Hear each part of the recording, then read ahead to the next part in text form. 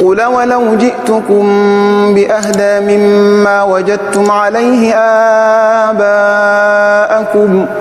قالوا إنا بما أرسلتم به كافرون فانتقمنا منهم فانظر كيف كان عاقبة المكذبين وإذ قال إبراهيم لأبيه وقومه إنني براء مما تعبدون إلا الذي فطرني فإنه سيهدين وجعلها كلمة باقية في عقبه لعلهم يرجعون بل متعت هؤلاء وآباءهم حتى جاءهم الحق ورسول مبين ولما جاءهم الحق قالوا هذا سحر وإنا به كافرون وقالوا لولا نزل هذا القرآن على رجل من القريتين عظيم أهم يقسمون رحمة ربك نحن قسمنا بينهم معيشتهم في الحياة الدنيا ورفعنا بعضهم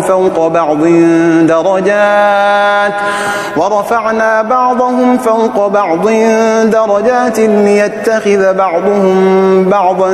سخريا ورحمة ربك خير مما يجمعون ولولا أن يكون الناس أمة واحدة لجعلنا لمن يكفر بالرحمن لبيوتهم سقفا من فضة ومعارج عليها يظهرون ولبيوتهم أبوابا وسررا عليها يتكئون وزخرفا وإن كل ذلك لما متاع الحياة الدنيا والآخرة عند ربك للمتقين ومن يعش عن ذكر الرحمن نقيض له شيطانا فهو له قرين وإنهم ليصدونهم عن السبيل ويحسبون أنهم مهتدون حتى إذا جاءنا قال يا ليت بيني وبينك بعد المشرقين فبئس القرين ولن ينفعكم اليوم إذ ظلمتم أنهم في العذاب مشتركون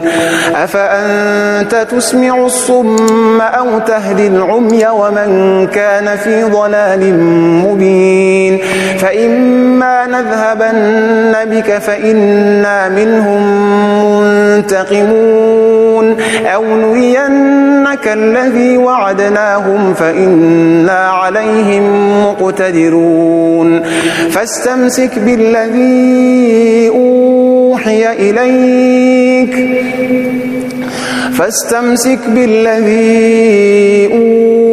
إليك إنك على صراط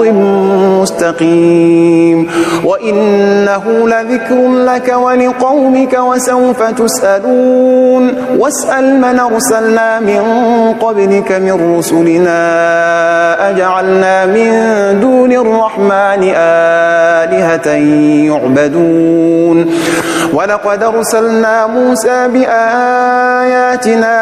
إلى فرعون وملئه فقال إني رسول رب العالمين فلما جاءهم بآياتنا إذا هم منها يضحكون وما نريهم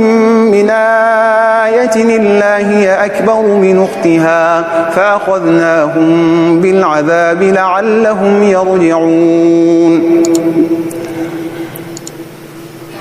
وقالوا يا أيها الساحر ادع لنا ربك بما عهد عندك إننا لمهتدون فلما كشفنا عنهم العذاب إذا هم